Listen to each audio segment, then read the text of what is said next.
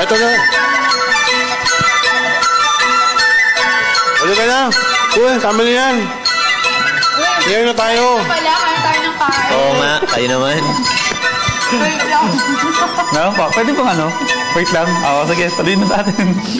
Alright, Kung Hei Fat Choy, everyone! Yay! Kung Hei Fat Choy!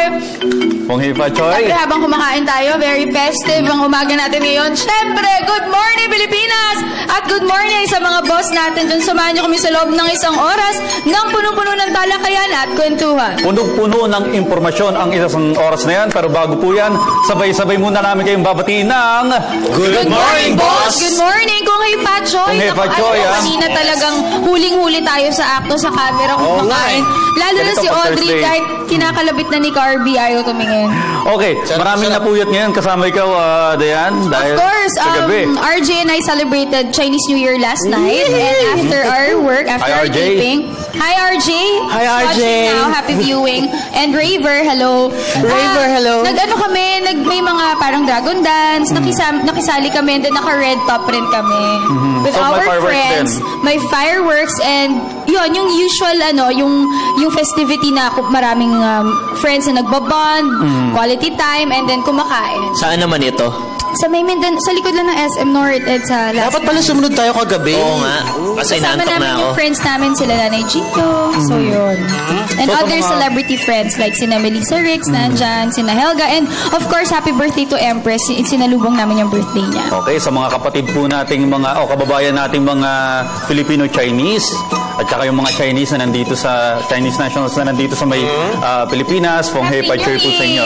Kung Hei Fat Choy. Kung Hei Fat Choy. Ayan.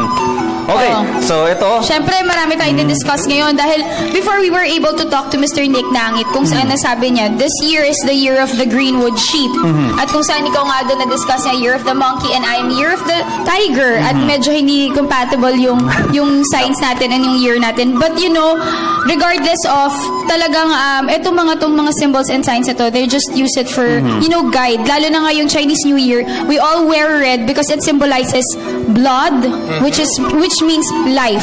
So, it means good luck and happiness.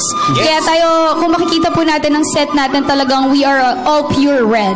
Although yung akin may pink, but with a touch Hanggang of red. jeans. Kaso Alam alam, nyo, medyo kanina dark. binabasa ko kung ano itong mga traditional ng tradition sa may Chinese New Year, no?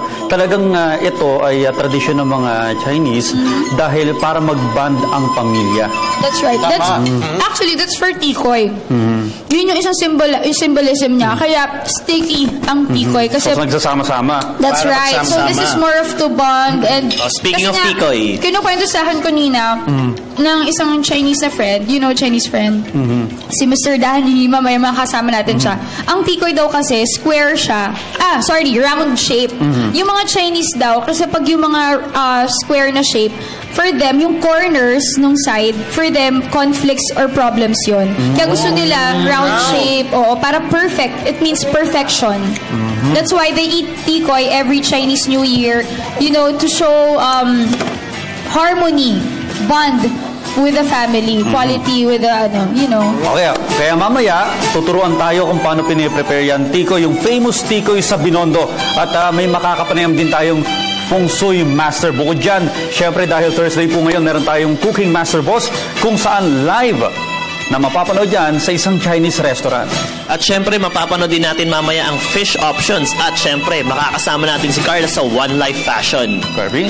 Speaking of Carla, Jules, nakalimutan natin. Oo. Nasaan ba Doon sila sila? ngayon sa Binondo. So, Asan ba yung dalawang lakotserong yun? Andyan lang. At hindi tayo sinasama. Buti na lang may pagkain tayo dito. Mas marami silang pagkain doon. Pero mamaya, Ano? babalik sila dito at may dala uling pagkain. Yay! Yan ang maganda dyan. O at syempre, ano bang mga VTRs natin ngayon? Ayun, makakasama natin si Carla sa One Life Fashion at syempre ang fish options.